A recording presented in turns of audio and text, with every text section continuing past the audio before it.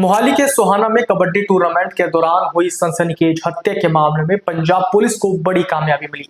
Operation shadow Hunt के तहत anti gangster task force ने देश के दूसरे कोने त्रिपुरा से आखिरी फरार शूटर आदित्य उर्फ मक्खन को दबोच लिया। विदेशी हैंडलरों के इशारे पर चली गोलियों और 14 से ज्यादा संगीन अपराधों के दाग अपने दामन पर लिए ये शूटर अमृतसर से अगरतला तक भागता रहा, लेकिन आखिरी पुलिस के बिछाए जाल में फंसी गया। आइए जानते हैं कैसे एक इंटर स्टेट ऑपरेशन ने इस हाई प्रोफाइल मर्डर मिस्ट्री के आखिरी पन्ने को बंद किया। कबड्डी प्रमोटर कंवर दिग्विजय सिंह उर्फ राणा बलाचौरिया की हत्या के मामले में भागे आखिरी शूटर को पुलिस ने त्रिपुरा से गिरफ्तार कर लिया।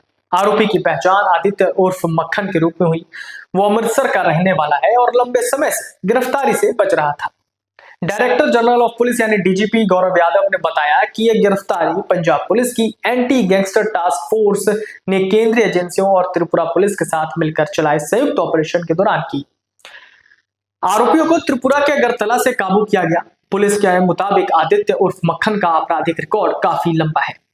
उसके खिलाफ हत्या के प्रयास, जबरन वसूली, हथियारों के बल पर लूट, एनडीपीएस और आर्म्स एक्ट सहित कम से कम 14 मामले दर्ज हैं। जांच में सामने आया कि आरोपियों ने अपने विदेशी हैंडलरों के निर्देश पर इस वारदात को अंजाम दिया था। आदित्य के फरार होने के बाद से ही उसकी तलाश जारी थी। जैसे ही उसके ठिकाने के बारे में खुफिया जानकारी मिली, पुलिस ने शैडो हंट नाम से एक इंटर स्टेट ऑपरेशन शुरू किया। डीएसपी रैंक के अधिकारी की निगरानी में टीम को त्रिपुरा भेजा गया, जहां स्थानीय पुलिस और केंद्रीय एजेंसियों के सहयोग से आरोपी को गिरफ्तार कर लिया गया। इससे पहले इस मामले में 2 अन्य शूटर करण पाठक उर्फ करण डिफॉल्टर और तरनदीप सिंह को पश्चिम बंगाल के हावड़ा से गिरफ्तार किया जा चुका है। इनके साथ एक अन्य आरोपी आकाशदीप को भी पकड़ा गया था। इसके अलावा लॉजिस्टिक सपोर्ट देने के आरोप में यशदीप सिंह और दविंदर को पहले ही गिरफ्तार किया जा चुका है। 15 दिसंबर 2025 को मोहाली के गांव सुहाना में आयोजित एक कबड्डी टूर्नामेंट के दौरान हमलावरों ने राणा बलाचौरिया पर ताबड़तोड़ गोलियां चलाकर उसकी हत्या कर दी थी। इस सनसनीखेज वारदात के बाद से ही पुलिस लगातार आरोपी की तलाश पे जुटी हुई थी।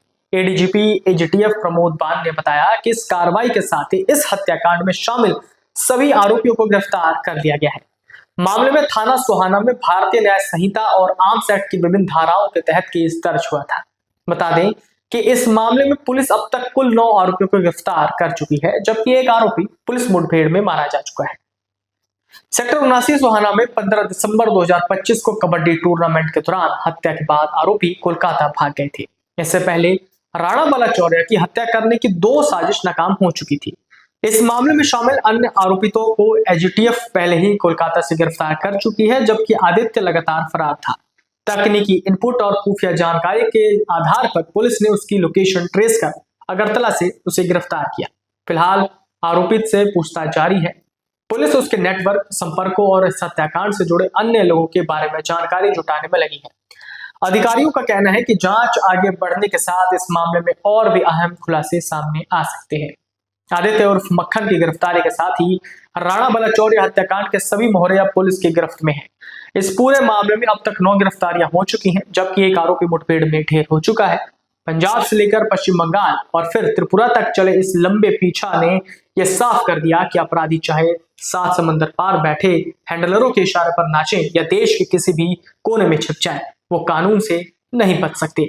अब पुलिस की पूछताछ में विदेशी फंडिंग और स्थानीय नेटवर्क के कई और गहरे राज खुलने की उम्मीद है। अगर आप ये वीडियो YouTube पर देख रहे हैं तो हमारे चैनल को सब्सक्राइब कर बेल आइकन दबाएं और Facebook पर देख रहे हैं तो हमारे पेज को लाइक करें।